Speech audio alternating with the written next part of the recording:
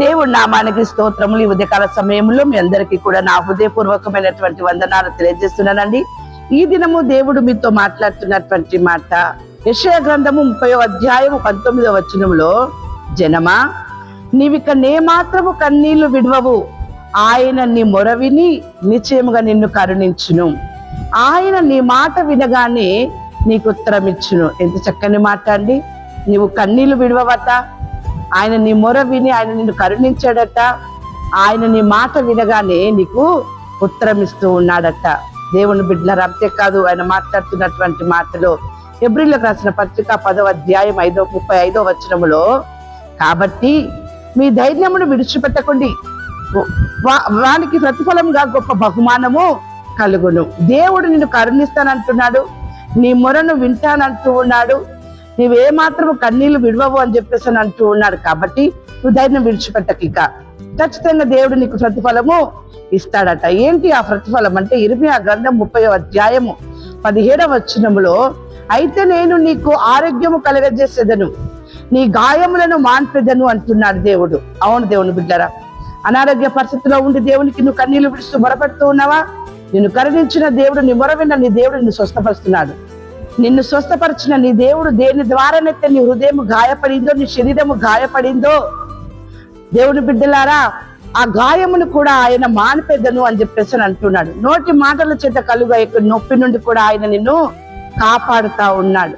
ద్వితీయోపదేశకాండం 33వ అధ్యాయము 28వ వచనములో, ఇశ్రాయేలు నిర్భయముగా నివసించును, యాకోబు ఊట ప్రత్యేకింపబడును, అతడు ధాన్య ద్రాక్షారసములు గల దేశముల నుండును, అతనిపై ఆకాశము మంచును కురిపించును. అవును దేవుని బిడ్డలారా, ఆకాశము నుండి వచ్చినటువంటి మంచు ద్వారా భూమి ఏ విధంగానైతే పంటనిస్తుందో, అదే విధంగా అతని పైన ఆకాశము మంచును కురిపించును. అంటే అర్థం ఏంటిదంటే, ఫలం ఇచ్చేటటువంటి చెట్టు ఏ రీతిగా ఉంటుందో ఆ రీతిగా తాను తన కుటుంబము కూడా ఉంటుంది. సమృద్ధి అనే స్థితి, పచ్చని స్థితి ఉంటుంది అని చెప్పేసి అని మాట్లాడుతూ ఉన్నాడు. అంతేకాదు ఆదికాండం 17వ అధ్యాయం 2వ వచనములో, నాకును నీకును మధ్య నా నిబంధనను నియమించి నిన్ను అత్యధికముగా అభివృద్ధి పొందించదనని అతనితో చెప్పాను. అతనిపై ఆకాశము మంచును కురిపించును కదా.